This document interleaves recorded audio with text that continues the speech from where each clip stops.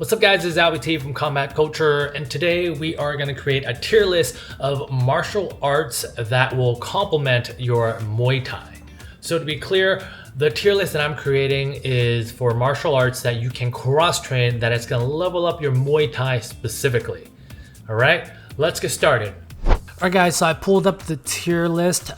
Before we begin, I'm just going to quickly go over my grading system just so that everybody has an understanding in terms of what the grades mean. So at the very bottom, I create a new row extra. There's just a couple of things, well, two things specifically that were doubles, so I put that under extra. But we starting from the bottom.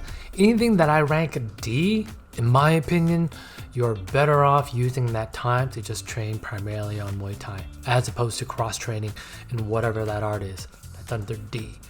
Anything that I rank as a C, in my opinion, you may be able to pick up a thing or two that could be useful, but still, it's probably not going to be the best use of your time. Anything that I rank B, more than likely you're going to pick up some things that can be beneficial, but that is only if you are mindful with how you train and mindful with what you're trying to get out of that cross training so you can apply it to Muay Thai. Anything that I rank an A, you're likely going to level up your game in a pretty sizable way. Cross training in whatever art, that's going to be an A.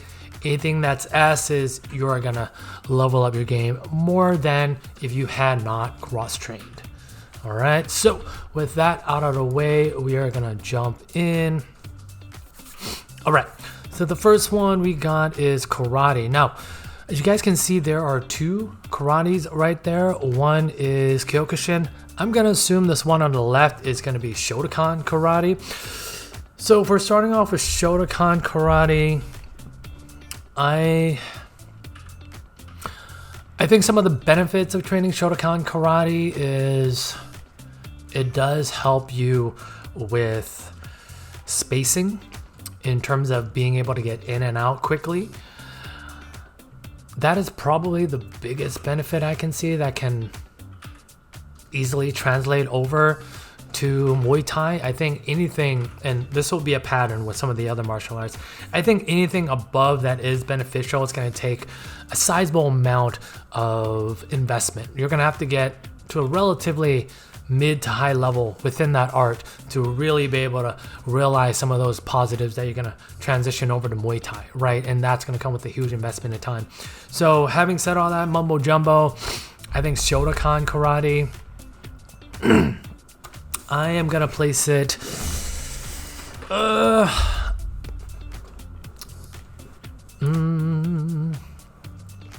know what? I'm going to have to put Shotokan Karate under D. I think there's better. You're going to be better off just focusing primarily on Muay Thai. There, like I said, there are certain things that you can probably bring over, but I don't think it's worth the time. Now, if you came with a background in karate, that's a different story, right? But this ain't that story. So we're going to move along here. The next thing is Kyokushin Karate. All right. Kyokushin Karate, I think there is probably more tools that you can be able to transfer effectively over to Muay Thai than Shotokan Karate. I think one of the things that really stand out about Shotokan, one of the things that stand out about Kyokushin Karate is their physical conditioning. And a lot of really successful kickboxers have a background in Kyokushin Karate. So having said that, although I don't think it's going to completely up-level your game, I think it's something that if you cross-train already, I wouldn't say stop doing it, just because I think there's a lot that you can probably benefit from cross-training in Kyokushin Karate, namely a lot of the conditioning, and also think it gives you a different look in terms of how you can utilize some of the weapons in terms of, like, you know, striking low kicks or just staying within the pocket, not being afraid to be in the pocket, you know, being able to effectively absorb blows, right, if it comes down to that. Okay, so having said that, Kyokushin Karate, you're going to be graded a C. Okay, so next is BJJ.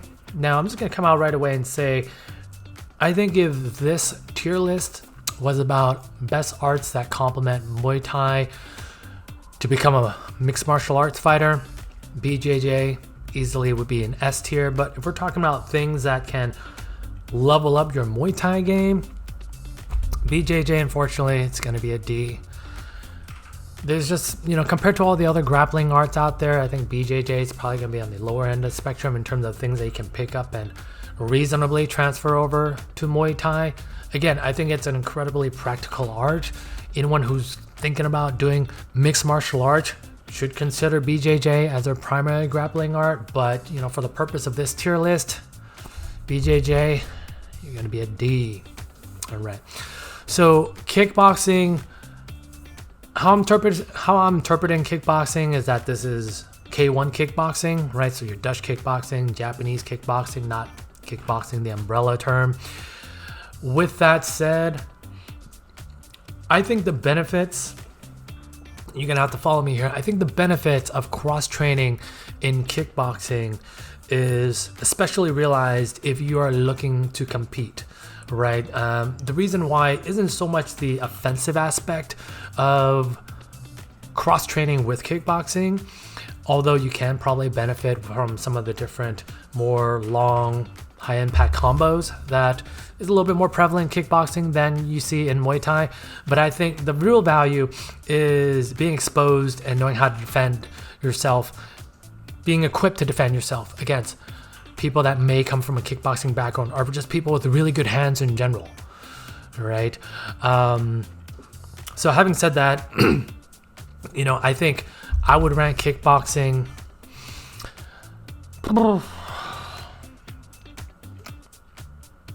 compared to Kyokushin Karate. I'm going to give it a B for now. This may change later. Again, I think being exposed to that type of offense is going to help you out, especially if you're looking to compete nowadays. Most people that compete on the Western circuit, like in Americas or in Europe, are going to have really good hands.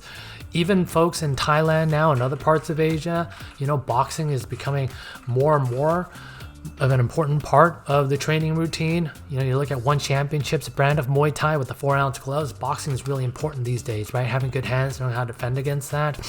So I think, getting that type of exposure is going to help you become more of a well-rounded Muay Thai fighter. Now, what I suggest, is this something that I think you absolutely must do? No, for sure. Absolutely not. I think a lot of the offensive tools that you can learn in kickboxing, you can probably learn just as effectively, if not more effectively, in Muay Thai. But I think in that exposure, knowing how to defend against somebody that has really good hands, or maybe, may have a different look in terms of how they use their offense, because so many people come from a kickboxing background, it's going to benefit you in the long run, especially on a competitive level. Okay, so that was a mouthful. That's why I'm putting kickboxing under B. Moving on. Okay. So Aikido is the next one. I'm gonna rank it as a D, and I'm not doing that just because I want to crap on Aikido. I think there's a lot of videos that do that already. I think Aikido is a really cool art. I like watching people train in Aikido. I haven't done it myself, but it's fun to watch, right? It's an art, so that's what art is for, right? To be appreciated. Having said that, the reason I ranked Aikido in the D tier is because I think a lot of what you need to effectively practice Aikido is negated when you put your gloves on, right? Aikido is a lot of joint manipulation, okay? And a lot of which, pretty much everything you do within Aikido, you're gonna need the use of your hands, right? And that's negated when you got them gloves on, okay? So because of that, Aikido, you are gonna be under D. Next is Tai Chi. Okay, so there's a lot of grandmas and grandpas wondering where this stands now. Tai Chi, I think it can do wonders for your mental game, but in terms of leveling up your Muay Thai on a practical level, even though your mental game is really important, probably gonna be a D.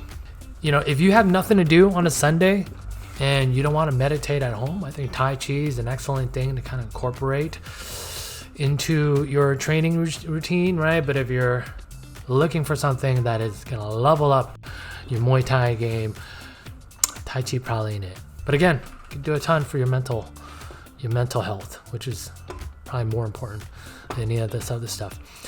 All right, next is Savate. So for those of you that aren't familiar with Savate, it is a kickboxing martial art from France.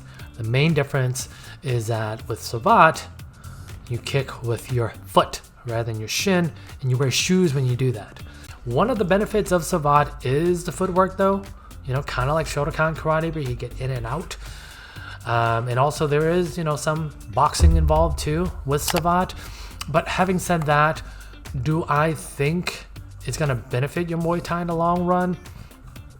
In the long run, probably, but it's like my argument earlier, you'll have to invest a good amount of time to be relatively good in Savate before you can really realize, some of the benefits that you're going to be able to transfer to Muay Thai, right? So because of that, I think your time is probably better served, focusing primarily on Muay Thai rather than cross-training.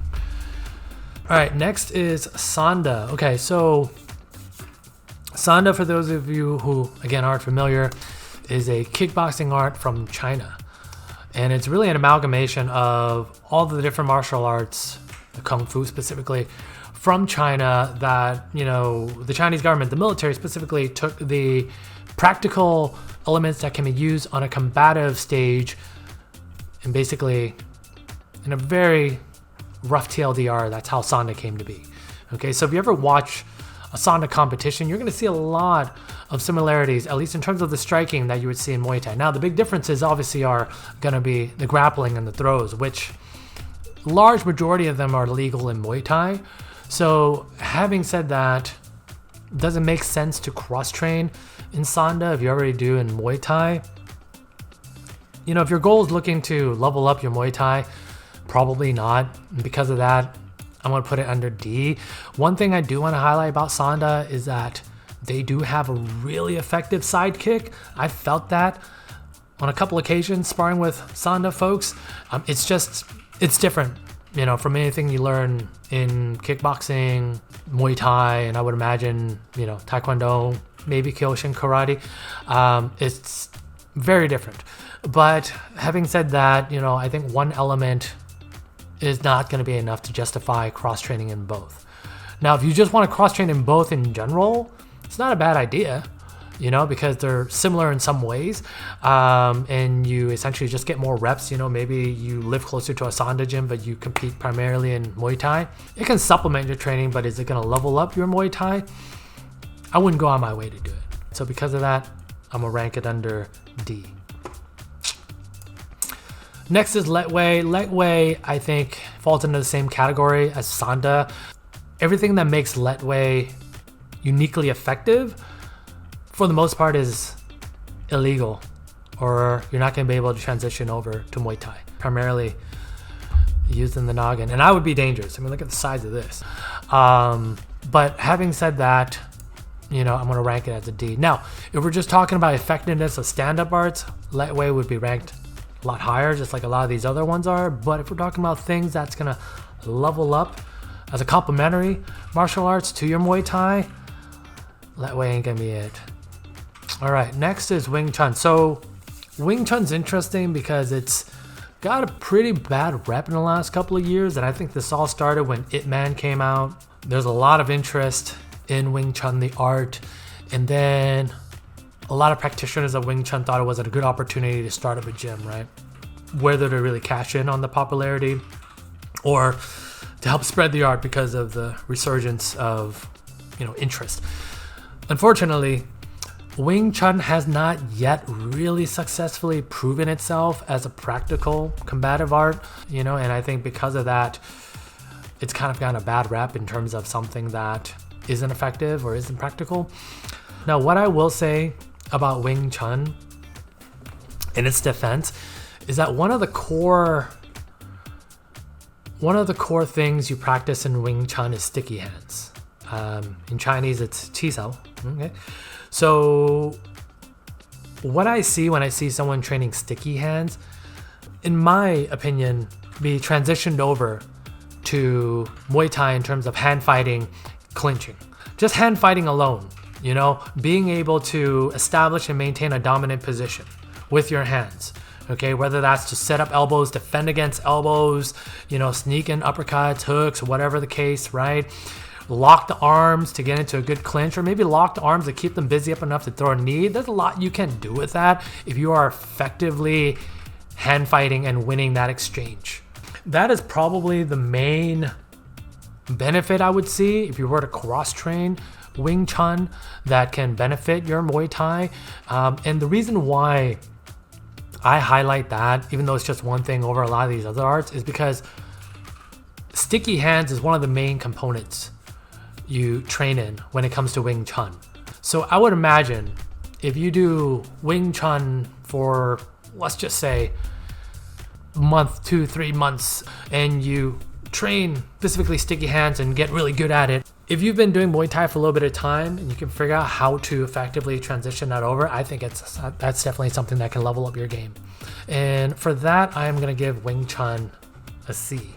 Would I recommend going out of your way to find a Wing Chun gym just for that? No. If there's a gym around you, or if you got a friend that does it, yeah, absolutely, take up the opportunity. I wouldn't sacrifice any training just to do that, but if it makes sense, yeah, I think it's something that I would recommend.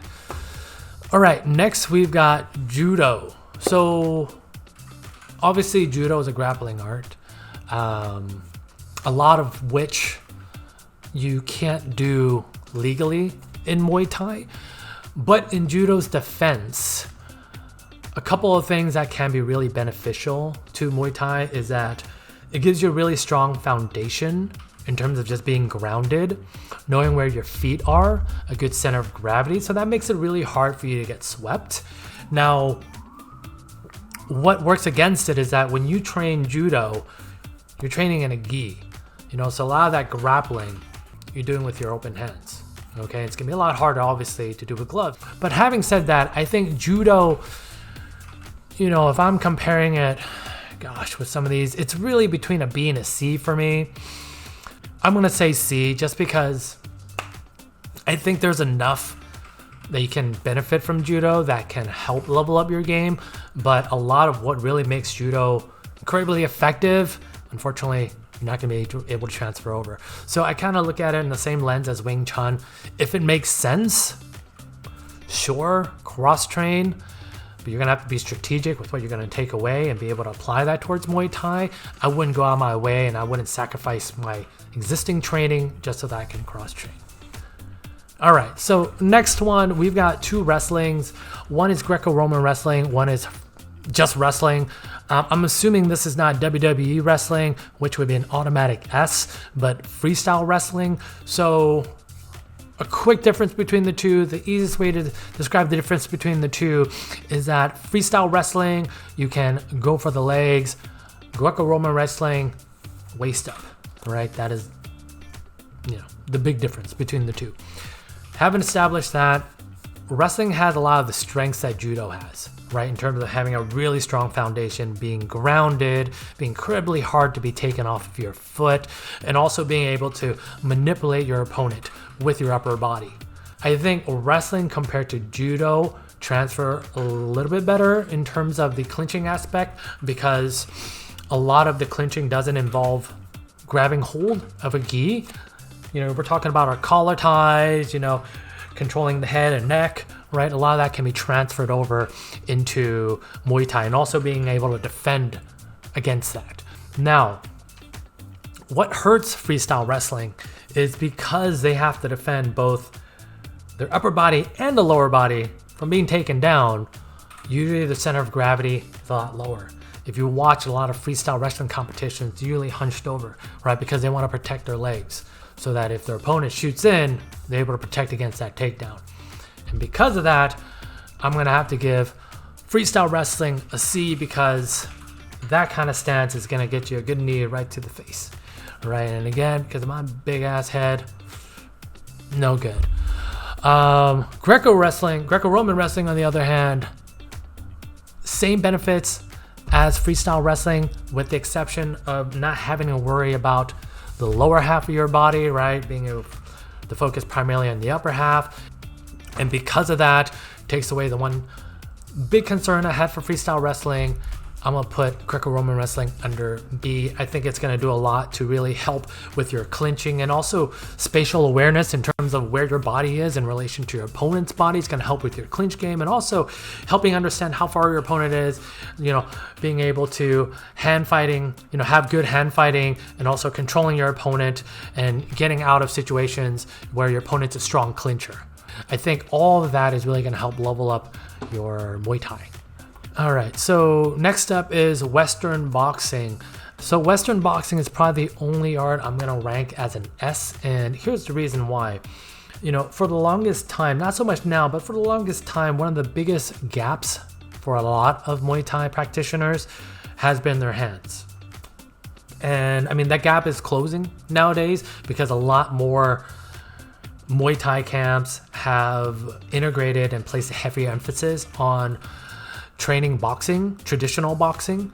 And it's really helped out, a lot of fighters, especially with the caliber of talent that we have nowadays, right? And especially if you look at one championship and their brand of Muay Thai, boxing has never been more important, especially when we're talking about 4-ounce gloves. But even if we're not talking about 4-ounce gloves and we're talking about, traditional Muay Thai, boxing is a really important component, because now that, Muay Thai more than ever is on a really big global scale, and you have people from all over the world competing in Muay Thai, it means that you're going to have a lot of people with a really strong boxing background coming into competition.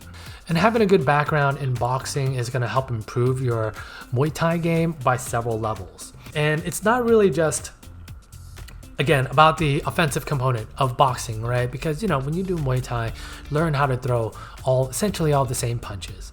Okay, but I think the most important aspect and the main reason why I ranked boxing as an S tier is learning the defensive aspect of boxing, knowing what to look for and equipped to go against somebody with good hands, whether it's knowing how to block, parry, slip, maybe sometimes even dip, but also your footwork, knowing how to find angles, right? Cut to the left, cut to the right, create openings for yourself. Having said all of that, I think integrating Western boxing is definitely going to level up your game. So when it comes down to whether or not you should dedicate all of your time with Muay Thai, or if you cut out some time to do some boxing, I would definitely recommend the latter if you have the resource there, whether it's a boxing coach or just a different boxing gym. If you're able to make it happen, I would definitely recommend it, because I think it's going to strongly level up your Muay Thai game. Okay, so that's my rant on boxing. Now moving on to Capoeira. I'm a big fan of Eddie Gordo, but unfortunately, I don't think training with Eddie Gordo is really gonna get me to where I want to be in my Muay Thai. So while I think it's a very cool looking art, I appreciate the history behind it, I don't know if training Capoeira is gonna level up my Muay Thai game. I would love to be proven wrong. So if there's anybody that trains Capoeira and wants to teach me a thing or two and see if I can apply towards Muay Thai, I'm game. Let me know. Until then, you're going to be ranked at a D. Okay, so the next one is Tang Soo Do. For those of you that know what Tang Soo Do is, essentially is a Korean martial arts that is an amalgamation of Shotokan Karate and also supposedly Chinese martial arts. A lot of people call it Korean karate. And there's also some people that say it eventually was modernized into what we know as Tae Kwon Do today. Having said that, I think I'm going to view it with the same lens as I did Shotokan Karate. I think there's certain elements that you may be able to pull and be able to integrate into your Muay Thai, but is it worth the amount of time you're going to have to put in to be able to find those things? Probably not. Although I do want to give extra points to Tang Soo Do, because that's what Chuck Norris does, and it's also what Cobra Kai does. Okay, and they're both winners. But that's a different list. So, Tang Soo Do, you're going to the D pile. Okay. Next up is going to be Tae Kwon Do. So when I first started watching Muay Thai, I used to look up, things on YouTube like, Muay Thai versus blah, blah, blah. 9 out of 10 times be like Muay Thai versus Tae Kwon Do. I was always very interested in that rivalry because they're both two of the most popular kicking arts, right? When it comes down to whether or not it makes sense to cross-train Tae Kwon Do to level up your Muay Thai, I'm going to say no. I think there are certain things that you can pick up from Tae Kwon Do that can make you trouble for your opponent. But the amount of time and training you would need to get there, you're probably better off just sticking with Muay Thai and honing that. Now, if you come from a Taekwondo background, that's totally different. But we're talking about things you want to pick up to level up your Muay Thai. And Taekwondo, unfortunately, because of their stance, because of the way they kick, a lot of it you're going to have to relearn how you do your Muay Thai to be able to effectively do Taekwondo and then figure out how to combine the two. I just don't think it's worth the time. All right, so we're almost done with the list here. Next is Wushu. So Wushu really is just an umbrella term for Chinese martial arts. Chinese is Mosun, right? So it's an umbrella term for Chinese martial arts, and it's really the reason why they don't call it Kung Fu is because they wanted to give it a distinction that Wushu really is more of the performative aspect of Chinese martial arts, right? So oftentimes when you see the Chinese demonstrations, the really flowy, performative, cool stuff. Jet Li was actually a Wushu champion.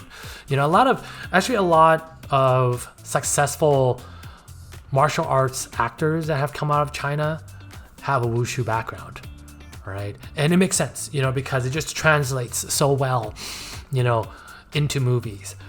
Now, whether or not it can translate into the ring is a different story. And because of that, I'm going to have to give Wushu the D score.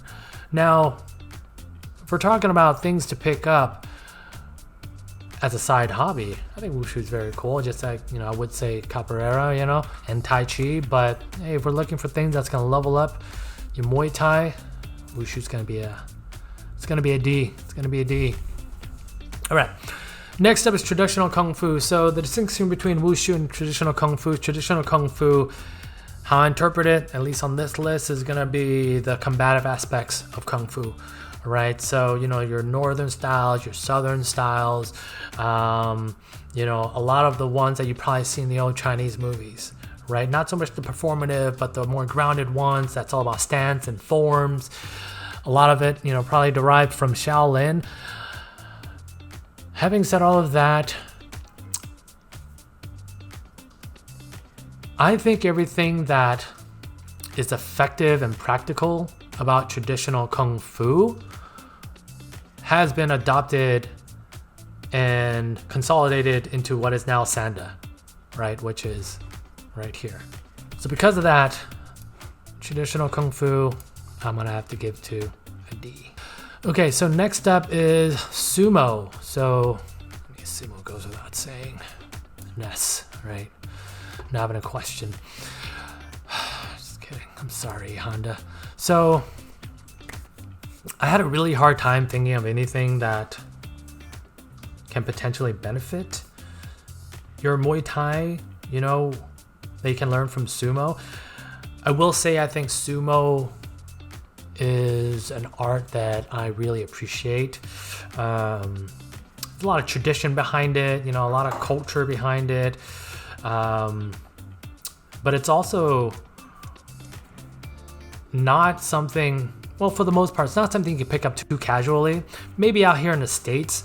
But anything that benefits you in Sumo, for the most part, isn't going to be transferable to Muay Thai on a practical level, aside from maybe having really good balance and a really strong core, really strong base, right? But honestly, a lot of martial arts is going to focus on having a strong base, some more than others.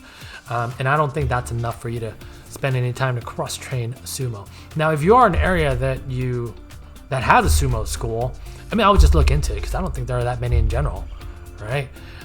Just because, you know, it's different, it's cool, you know, and E Honda's cool, but you know, for the purpose of this list, nah, sorry, Sumo, you get the D grade. And then the last one is Sambo. So for those of you who are not familiar with Sambo originates from Russia. It is a grappling martial arts with striking.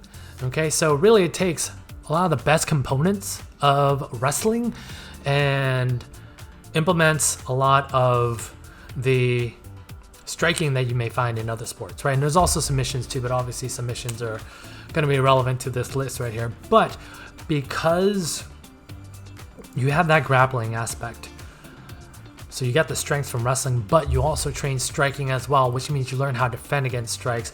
It is more of a natural complement to Muay Thai than Greco-Roman wrestling. Okay, because of that, Sambo is gonna get an A.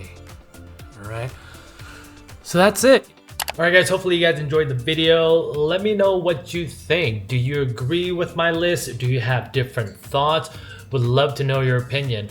We do have more videos coming out, including additional tier lists, so please hit the like and subscribe button. Until then, keep training, stay healthy, and be safe. We'll see you guys in the next one.